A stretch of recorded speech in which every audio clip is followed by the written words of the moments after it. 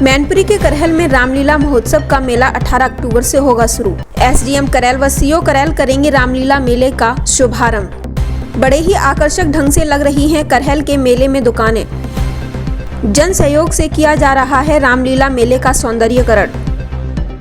वहीं आपको बता दें कि रामलीला महोत्सव समिति के सचिव नितिन चतुर्वेदी ने बताया है कि करहल में रामलीला महोत्सव का मेला 18 अक्टूबर से शुरू होने जा रहा है। उन्होंने बताया कि एसडीएम करहल व सीओ करहल रामलीला मेले का शुभारंभ करेंगे।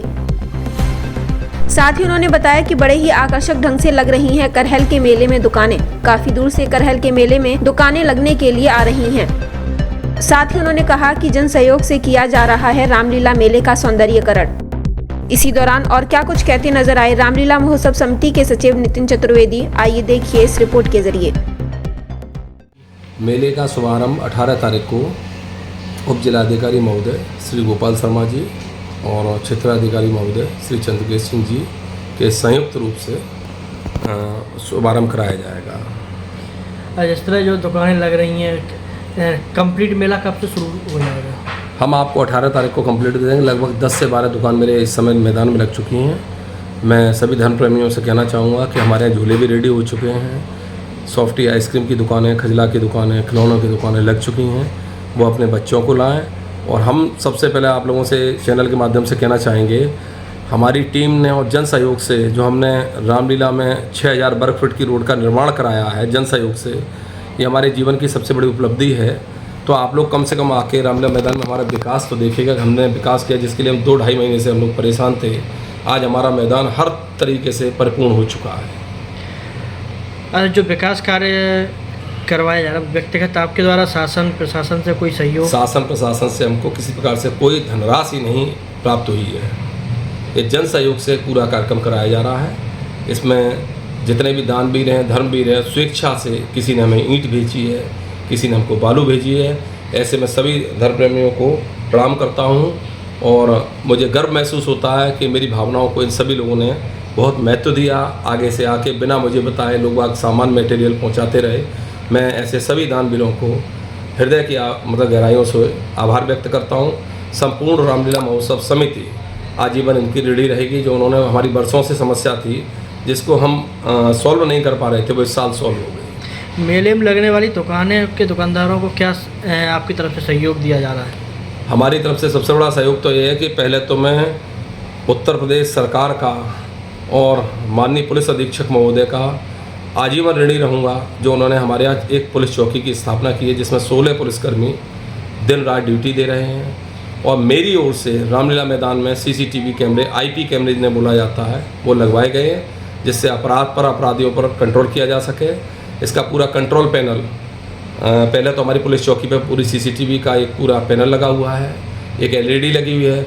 उसके अलावा कप्तान साहब के कंट्रोल रूम से भी इसका पैनल जुड़ा हुआ है जो इसकी अपराध समीक्षा करेंगे कि यहाँ क्या घटना हो रही है या मेले में क्या स्थिति बनी हुई है। ये बहुत बड़ी बात है अब तक की। रामलीला महोत्सव समिति में जो लगने वाले मेले में ऐसी क्या खासियत है जो लोगों का आकर्षण के अंदर है?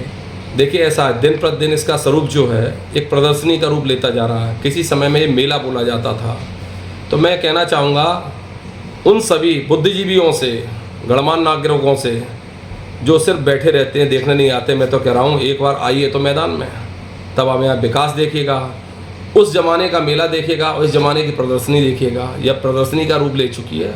यहाँ सारी दुकानें नियम से लगती हैं, किसी का भी छज्जा बाहर नहीं हो सकता, कहीं कोई गंदगी नहीं हो सकती है, सारी व्यवस्थाएं बहुत चाक चौबंद रहती हैं। मेले में कितनी दुकानें वो है मतलब कितनी दुकानें लगेंगी? लगभग 80 से 90 दुकानें आती हैं और सारी बाहर से दुकानें आती हैं। कुछ अलीगढ़ से हैं, कुछ कन्नौज से हैं, कुछ फिरोजाबाद से, कुछ सिरसागंज से हैं, कुछ हमारे जो भोगांव से दुकानें आती हैं। लेकिन एक से एक अच्छी दुकान हमारे यहाँ आती है। अच्छा, कुछ लोगों का कहना ये था कि रामलीला महोत्सव जो है कुछ कार्यक्रमों में सिमट के रह गई है। देखिए, उसमें आपका क्या कहना है? एक कहावत है, निंदक नियरे राखिए आंगन कुटी छवा है। जिन लोगों को नेगेटिव देखना होता है वो आजीवन नेगेटिव देखते हैं, जिनको पॉजिटिव देखना है वो पॉजिटिव देखते हैं। अगर हम पॉजिटिव नहीं होते तो इतने बड़े दानवीर, इतने धर्मवीर हमारा सहयोग नहीं करते, वरना इतनी बड़ी 6000 वर्ग फीट की 5 इंची की सीसी शायद हम तो नहीं डलवा पाते हैं। जिस चीज़ को शासन प्रशासन ने नहीं अभी तक करवा पाया, वो जन सहयोग से इतना बड़ा जो है प्रोजेक्ट हमने पूरा कर लिया, तो कहीं ना कहीं भले लोगों का भी मेरे साथ और राम जी का आशीर्वाद मेरे साथ है। नहीं, कुछ लोगों का कहना यह था कि रामलीला कुछ कार्यक्रमों को लेकर सिमट के रह गई है। देखिए, हर व्यक्ति के पास अपनी समस्याएं होती हैं, हर व्यक्ति अपने घर की समस्या सॉल्व नहीं कर पाता है। ये तो सामाजिक कार्य है, और मैं तो कहता हूँ करहल में भी बहुत से कार्यक्रम हैं, जैसे मोटरमल महाराज मंदिर है, उसके कुछ विकास कराइएगा, और भी करहल में मंदिर हैं उनके विकास कराइएगा। भाई हो सकता है हम विकास उतना नहीं कर पाए हों, या हम विकास की स्थिति नहीं पहुँचा। अब आप घर बैठ के किसी भी चीज़ का आकलन करें, आपको मौके पे तो आना चाहिए, पहले देखना तो चाहिए, पहले आप किस रूप में छोड़ के गए थे, आज किस रूप में है।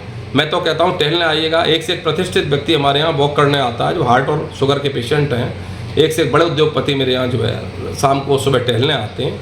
यदि वो हमसे हमारे प्रशंसक नहीं है तो वो हमारे मेले में घूमने क्यों आते हैं, उसका पूरा ध्यान रखते हैं। मैं ऐसे सभी टहलने वाले महिला और पुरुषों का आभार व्यक्त करता हूँ, जो मेरी रामलीला को सबसे सुरक्षित जगह मानते हैं टहलने के लिए। तो मैं किसी के ऊपर कुछ नहीं बोलना चाहता हूँ। हर व्यक्ति स्वतंत्र है, लोकतंत्र है, हर किसी को अपना कहने का अधिकार है। और यदि कोई हमारा सहयोग करना चाहता है तो मैदान पर आए और बाकायदा हमें सहयोग करें। जौन सा कार्यक्रम बताया जाएगा, हर कार्यक्रम कराया जाएगा। जो पिछले समय में जो राम बारात और भी अन्य कार्यक्रम के आयोजन किए जाते थे, इस बार नई टेक्नोलॉजी चल रही है, किस रूप से देखते हैं आप? मैं आपसे तो एक छोटी सी बात कहूँगा, हो सकता आपको ये जानकारी ना हो, आप अपने पापा से बाबा से पूछना। पुराने ज़माने में रेडियो पे न्यूज़ सुनी जाती थी, ठीक, उसके बाद न्यूज़ किस पर सुनी जाती थी? ब्लैक एंड वाइट टीवी पे। आज आप एलईडी नहीं, मोबाइल पे देखते हैं। टेक्नोलॉजी 5G पहुंच चुकी है। राम बारात हमारे यहाँ जो निकलती थी वो किस पे निकलती थी? ट्रैक्टरों पे सजाई जाती थी, दिन में राम बारात निकलती थी। आज के ज़माने में आपकी टेक्नोलॉजी कहाँ से कहाँ पहुँच गई। एक एक डोला 49 हज़ार रुपये तक का मेरे यहाँ डोला आ रहा है। लाइटिंग का ज़माना है। अब हम अपनी मानसिकता अगर नहीं बदलेंगे तो समय के साथ नहीं चल पाएंगे। अगर आप लोग चाहते हैं कि हम ट्रैक्टरों पर बारात निकालें तो हमें सुझाव दीजिएगा, हम ट्रैक्टरों पर बारात अगले साल निकाल के दिखा देंगे। लेकिन सुझाव देने के लिए मेरे पास आना पड़ेगा। ऐसा नहीं कि आप घर बैठ के कुछ भी बोलते रहो।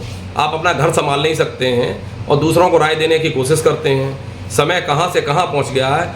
हमारी रामलीला की जिला प्रशासन तारीफ करता है, हमारी राम बारात की प्रशासन करता है। डेली हमारे यहाँ धार्मिक आयोजन होते हैं, डेली हमारे जो एक्टिविटीज़ होती हैं डेली होती हैं। किसका जन्म होना है, कौन सा युद्ध होना है, प्रतिदिन हमारे सारे कार्यक्रम होते हैं। इसके अलावा और आप हमसे क्या अपेक्षाएँ कर सकते? इतने धनाभाव में जो हमारे पास धन की मतलब जो कलेक्शन है वो बहुत सीमित है, फिर भी पता नहीं राम जी के आशीर्वाद से हमसे ये कार्यक्रम करा रहे हैं। जब तक मैं कर रहा हूँ ठीक है भाई, भगवान ने इसे मुझे इस योग्य समझा है। और अगर इसमें कुछ आप इजाफा चाहते हैं, आप लोग कि इसमें कुछ और इजाफा हो या आपकी राय हो, तो मैं चाहता हूँ उसका फंड आप लोग कलेक्ट करिएगा। मैं आपको पूरा सहयोग करूँगा, आप मेरा सहयोग करें या न करें। लेकिन मैं चाहता हूँ आलोचक ही व्यक्ति को महान बनाते हैं। भगवान करे उनकी लंबी उम्र हो और मेरे अंदर प्रतिदिन वो कमियाँ निकालें, जिससे कि हम जो है भविष्य में और सुधार कर सकें। पिछले जो है रात में कार्यक्रमों के आयोजन किए जाते थे, सांस्कृतिक कार्यक्रम भी होते थे, अन्य कार्यक्रम भी होते थे, उनको लेके आप क्या कहना चाहेंगे? कुछ लोगों का कहना ये भी है कि अब वो कार्यक्रम नहीं होते हैं। वो कार्यक्रम इसलिए नहीं होते कि ज़माना कहाँ से कहाँ पहुँच गया है। आप अपने घर से कितना आते हैं, कितना कवि सम्मेलन सुनने के लिए आते हैं। कवि सम्मेलन कवियों के अलावा जाए श्रोता तो कितने होते हैं, आप हमसे ज़्यादा जानते हैं। हम बोलना नहीं चाहते इस रूप में। दूसरी बात ये वो दौर था जब हमारे पास मनोरंजन के साधन नहीं हुआ करते थे, ड्रामा हुआ करता था। किसी ज़माने में जो करहल के पुराने ड्रामा कंपनी के लोग थे उनसे पूछा, मैंने भी ड्रामा कंपनी का एक पात्र रहा हूँ, उन लोगों से पूछा, मैंने भी ड्रामा करवाए हैं। लेकिन वो तब के दौर हुआ करते थे जब हमारे पास सीमित संसाधन हुआ करते थे, हमारे पास मनोरंजन के कोई कार्यक्रम नहीं हो सकते थे, मनोरंजन किसी तरीके से नहीं हो सकता था। उन परिस्थितियों में कार्यक्रम कराए जाते थे।